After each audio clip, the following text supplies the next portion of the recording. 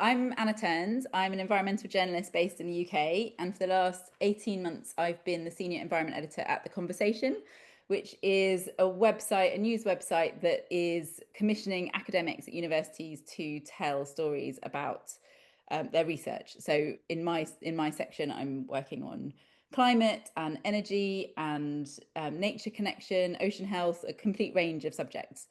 What we do is we look at the evidence and we are talking to people who are doing the research. So we're not taking a political approach to it. We're being really rigorous about how we are fact checking our work and the voices we are platforming. We are not sharing opinions. We are sharing expert analysis, basically.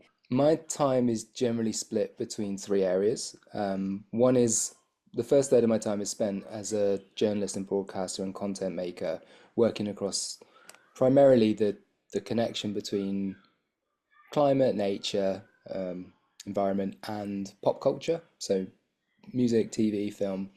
I've been doing that for about 7 or 8 years. The sort of next part of the work that I do is I'm the engagement lead for a community called the Oxford Climate Journalism Network, which is based at the Reuters Institute for the Study of Journalism, which is at Oxford University, which is a huge mouthful. But basically, the Oxford Climate Journalism Network has been going about 3 years, Yeah. and it was created in response to I suppose, the acknowledgement that traditionally the stories of climate change and everything it's associated with, um, there haven't been enough, and the quality hasn't been good enough in our media, ranging from local to national to international. So it's free for practicing journalists to apply. We take on 100 journalists twice a year, so 200 journalists every year. They come and join us for 6 months on like a virtual program where we develop their skills on climate reporting. And now we've got 800 journalists in the network. They're from 130 plus different countries, the majority of which are in the global south and the majority of which are women. We do have members in the US. They're all kind of trying to address that kind of that identified kind of challenge of there being more and better stories of around climate change in media. And then the third thing that I do is I spend a lot of time working on communication generally around climate change. So yeah, that's me, journalist, community facilitator, and yeah, with an interest in climate communication. A lot of people switch off when you read about climate change. I think it can be quite negative often and also quite daunting and overwhelming, or like you say, very politicized. This is why storytelling is so crucial because it can help people visualize something. I suppose a lack of kind of fairly kind of basic climate literacy from senior people in the organizations. So Yeah. like you might have reporters that are, that feel like they've got a really firm grasp of this, but it's sort of like they might be kind of not blocked, but kind of like, not given the opportunities to tell those stories as much as they could be because there's like a general lack of recognition higher up in the organizations that this is a big important story. There is a sort of unfounded, and I use that in the UK context, argument that goes around that like nobody wants to read about climate change, then that audiences aren't interested in this stuff, which is not true because, like, for example, I'll point you in the direction of, again, UK based. There's a great report that was released yesterday, in fact, from Climate Outreach here in the UK, which is like the most up-to-date polling around people's attitudes towards nature, environment, and climate change. And broadly speaking, like the overwhelming majority of people care and are concerned about this. It's just that the response to the challenge has been polarized, and it's not as kind of prevalent in our in our conversations at home as other things might be, whether that's like you know the cost of living or community or school or whatever it might be. And so that argument from outlets that says that people aren't interested in climate journalism, again, I think has kind of been debunked because the overwhelming amount of people do care. But I think that the way that climate has traditionally been reported, which has been in a very kind of like global picture, facts, figures, numbers, alarmist, understandably alarmist kind of commentary around what's going on, does not speak to people on a level that, one, they can understand, or two, that actually just doesn't turn them off. Because if you say like the house is on fire, like the response is that you're going to like panic people, right? You're going to scare them, or you're going to kind of, so it isn't the way that things have been communicated previously, by giving people that very solid scientific concerning picture about where we're at. You think you're going to kind of like, that will convert into agency or engagement with audiences, and it doesn't. Like it doesn't, that's not how the psychology works. That's not how people receive information and act on information. And I do sense there's like been a big change in the last kind of 5 6 years around that, and I think there are much better. I think there's still a long way to go, but I do think there's an awful lot of improvement in the climate reporting. So solutions journalism, the name sounds a little bit like it's going to be PR, and it's most definitely not.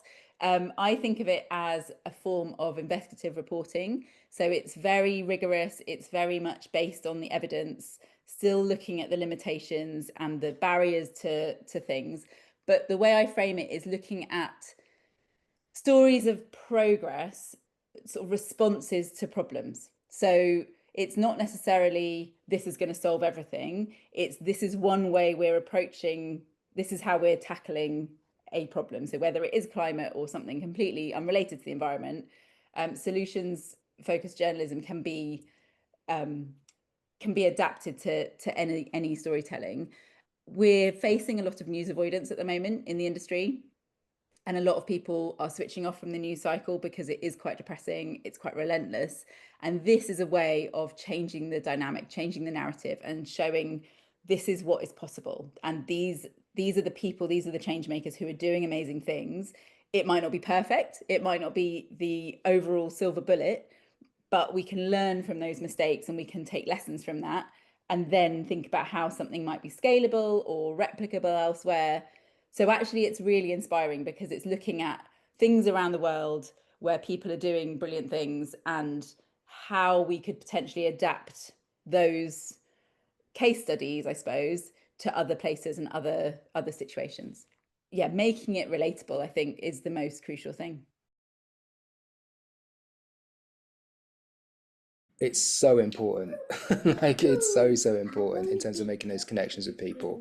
Local journalists, local newsroom, those are people out in your community doing your reporting, I think are arguably the most important people when it comes to like the media's response to what's going on with climate change. I know like the world is full of very complicated, big, attention grabbing geopolitics, but it's the work of journalists in the local communities that's really change making. So first off, I think that's really important. We're experiencing in like UK society like a big breakdown in trust between people and those acting at kind of national level, governments and businesses, not necessarily feeling like they're regardless of how they vote, like their interests are being represented. And trust, there's this sort of like erosion of trust is a really serious issue. But what's really interesting is that where trust does still live and thrive is in a local context. So in your neighborhood, in your town, in your community, at your local sports club or with your local choir or wherever you go and spend your social time, trust still is strong and remains there. In some instances, if you can see the person that you know down your street or in your community making a difference, or a story about that person, that feels like representation, and that feels like kind of agency. It's a lot of it is talking to people and finding out what is actually happening on the ground. Some of the best stories about climate, for example, happen locally. It's really about zooming into local stories and finding the people who are taking action on a daily basis, for example. If we become too general, it's actually really hard to connect with those stories sometimes, and it can be quite overwhelming and quite alienating.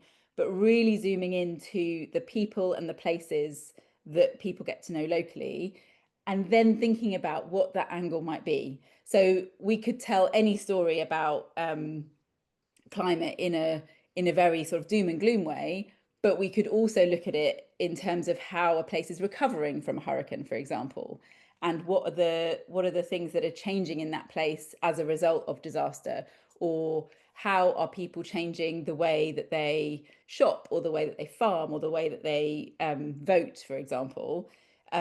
These are all really interesting aspects to the sort of climate system, I suppose. And often those nuggets are lost when we look at it too generally and too broadly. So a lot of it is about zooming right in and asking different questions, I suppose, kind of thinking about not just what is the problem, but how is your community tackling this problem? Where are the kind of glimmers of hope, and what are the issues, what are the challenges, but also what are the areas of optimism that come out of that as well? Yeah, sometimes it depends on your, you know, it's hard to sometimes go to the top of your organization and make the case for these things. But if you can demonstrate it in some way, I always think that can help. And there is like solid, decent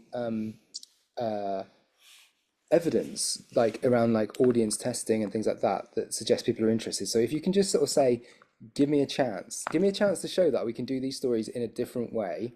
Like we can lead with the stories of people who are within our audience, who we know our audience care about. Like I'm fine to be disproved, but let me do in the next 6 months, in the next 12 months, let me do like 5 of these stories. Like, and let's see how they land. So if you're a journalist who doesn't really know where to get started with any of this, I would suggest talking to other people in your newsroom or other people who cover, for example, arts or business or sport or another desk. So meet the audience where they're at, talk to them about what they're already interested in, and see if you can find clever ways to get climate in there. It's all about finding those areas where climate can then become present on other pages, in other articles, in other podcasts, for example. So it's not just about preaching to the converted, to the people who are looking for those environment stories. And actually, the mix of art and science, for example, is where a lot of really imaginative, creative stories can come from. And they can be really, really different to coverage that you might find on another outlet. So actually talking to other journalists and being really curious about what they want to cover and can you help them, can you collaborate, that's a really exciting place to start. I think it comes back to being really like thinking really simply about it and avoiding as much jargon as possible, speaking in plain English, um, getting people to explain it in their own words as well. So not trying to be too technical, either avoid the jargon altogether or explain it in a few simple words. Man-made global heating is leading to more frequent extreme weather events, and they're more intense. And sometimes that's all you need to say. If we come back to the stories about progress, whether that is about I don't know, off-grid renewable energy or regenerative farming or regionalized food systems, for example, yes, they've all got a climate angle and a nature angle and a justice angle. Like climate is an everything story. It's not just about the environment. And if we think of it as a lens rather than an angle, I would say that we don't have to have climate change in the title every time. We could be talking about sustainable finance, or we could be talking about more affordable energy. For example, we've got the cost of living crisis in the UK. Actually, people want to save money and they want to be able to heat their homes in the winter. And we need to be resilient and forward thinking about how we do that. Yes, it's going to be beneficial for the climate if we all take a more sort of environmentally conscious approach to it, but we can lead with the fact that it's going to be more affordable and more accessible and fairer to people who can't afford things, all of those kind of aspects, so we can make it really human. I think particularly around local news, like start with stuff that isn't necessarily a front and center climate story. So an example would be a friend of mine is embarking on an absolutely crazy challenge soon. She's from my town. She's going to run 100 marathons in 100 days across India, and she's doing it to kind of she's retracing some of her own family history. And it just so happens that one of the organisations that she's doing it for is a climate foundation, and so like there's a climate angle to the story. But to be honest, the first element of that story is about like what that's absolutely like. Are you going to be okay doing that? What a great story for like a local community, and one that's going to carry on. She's going to be there for 3 months. So there's a climate angle to that story. Something you could just be like threading through your reporting every time you revisit it. It doesn't have to be like in your face kind of like the lead, the first line of your report, but it is essential. It's a completely it's a big reason why she's doing it. Just kind of threading it into existing stories. You don't need to be trying to think about like how do you get a climate science degree into 30 seconds. Ed Sheeran talks a lot about like his best ideas coming to him whilst he's kind of walking through the forest or whatever it might be. It's this kind of simple connection, but he's ultimately advocating for like the preservation of green spaces on the songs that he writes. Um, and so I spend a lot of time trying to elevate the stories of artists and musicians, talking to them quite simply about the things that they care about. For me, it's kind of been a really kind of joyful door or route into talking about climate change because above anything else, music's like my favorite thing in the world, and I love writing about music. And it just so happens that I get to kind of bring music and climate change together in my reporting. One of the things I've been doing the last few months at the Conversation is trying to compiling a quick climate dictionary. So it's like 90-second videos from experts who are explaining terms like net zero, loss and damage, things that are really confusing and you might hear in the media a lot, but actually don't ever really get explained very well. But it's really useful because it's explaining what the term means, but also why it matters and what the kind of current thinking is about it and why it might be in the news all the time or why it's a contentious topic. And that has been brilliant because we can embed those videos in pieces. They're not standing in a lab or in an office. They're outside in nature. They're standing up. It's quite informal. It's quite chatty. So hopefully it's quite accessible. But it's basically everything you need to know in 90 seconds. Climate change is such an abstract thing, and it's not very tangible. Yes, we can see it in extreme weather, but it's not the same as, for example, like ocean plastic, where you can physically see it and you can connect to it and you can hold it. It's a little bit more disparate, so it's harder to connect. So it's about finding those stories that are about real life and asking people who are being affected now by these things, zooming right into those perspectives, I think is really crucial, making it really, really human and placing it in it somewhere that people can relate to. So it's not about polar bears in 2050. It's about now, it's about here, it's about what's happening in the US. Sometimes the most engaging stories are not those that lead with the kind of hard science. They are the ones that are based in the local community of the person that you might know or recognize yourself in or feel engaged with. Everything is important. Every story of action that's out there, sort of just perpetuating the idea that people care, normalize the fact that climate change is here and it's in fact affecting everybody, is very, very useful to moving things forward.